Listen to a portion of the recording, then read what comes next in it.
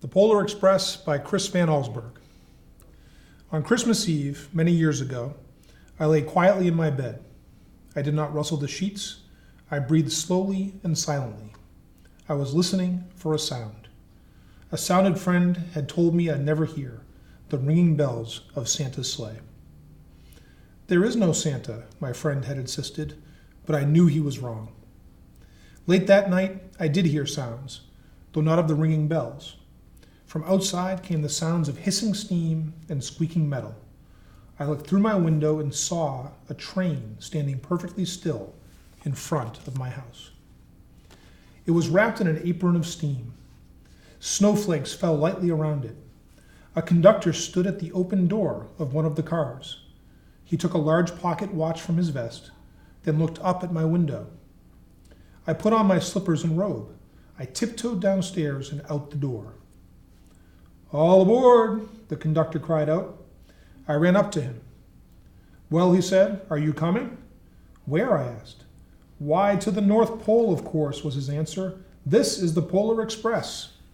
I took his outstretched hand and he pulled me aboard. The train was filled with other children, all in their pajamas and nightgowns. We sang Christmas carols and ate candies with nougat centers as white as snow. We drank hot cocoa as thick and rich as melted chocolate bars. Outside, the lights of towns and villages flickered in the distance as the Polar Express raced northward. Soon there were no more lights to be seen. We traveled through cold, dark forests where lean wolves roamed and white-tailed rabbits hid from our train as it thundered through the quiet wilderness. We climbed mountains so high it seemed as if we would scrape the moon. But the Polar Express never slowed down. Faster and faster we ran along, rolling over peaks and through valleys like a car on a roller coaster. The mountains turned into hills, the hills to snow-covered plains. We crossed a barren desert of ice, the great polar ice cap. Lights appeared in the distance. They looked like the lights of a strange ocean liner sailing on a frozen sea. "There," said the conductor, "is the North Pole." The North Pole. It was a huge city standing alone at the top of the world, filled with factories where every Christmas toy was made. At first, we saw no elves. "They are gathering at the center of the city," the conductor told us. "That is where Santa will give the first gift of Christmas." "Who receives the first gift?" we all asked. The conductor answered, "He will choose one of you." "Look!" shouted one of the children, "the elves!" Outside we saw hundreds of elves. As our train drew closer to the center of the North Pole, we slowed to a crawl. So crowded were the streets with Santa's helpers. When the Polar Express could go no farther, we stopped, and the conductor led us outside. We pressed through the crowd to the edge of a large open circle. In front of us stood Santa's sleigh. The reindeer were excited. They pranced and paced, ringing the silver sleigh bells that hung from their harnesses. It was a magical sound, like nothing I'd ever heard.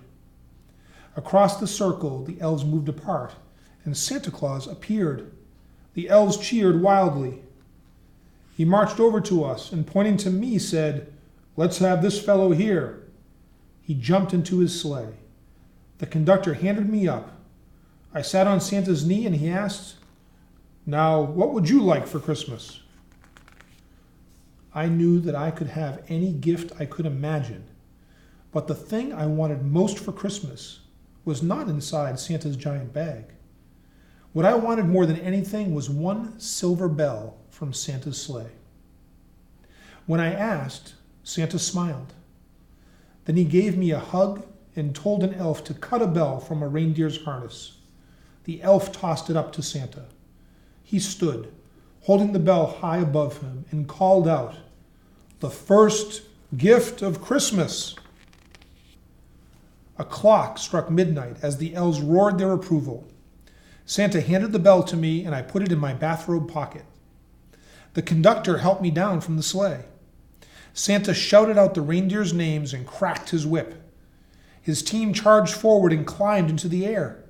Santa circled once above us, then disappeared into the cold, dark polar sky. As soon as we were back inside the Polar Express, the other children asked to see the bell. I reached into my pocket, but the only thing I felt was a hole. I had lost the silver bell from Santa Claus's sleigh. "Well, let's hurry outside and look for it," one of the children said. But the train gave a sudden lurch and started moving. We were on our way home. It broke my heart to lose the bell. When the train reached my house, I sadly left the other children.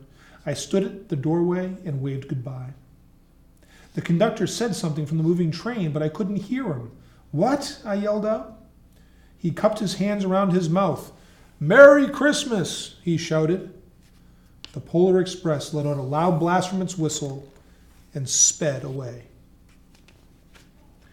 On Christmas morning, my little sister Sarah and I opened our presents.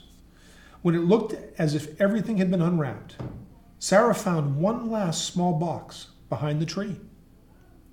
It had my name on it. Inside was the silver bell. There was a note. "Found this on the seat of my sleigh. Fix that hole in your pocket. Signed, Mr. C." I shook the bell. It made the most beautiful sound my sister and I had ever heard. But my mother said, "Oh, that's too bad." "Yes," said my father, "it's broken." When I'd shaken the bell, my parents had not heard a sound. At one time, most of my friends could hear the bell, but as years passed, it fell silent for all of them. Even Sarah found one Christmas that she could no longer hear its sweet sound. Though I've grown old, the bell still rings for me, as it does for all who truly believe.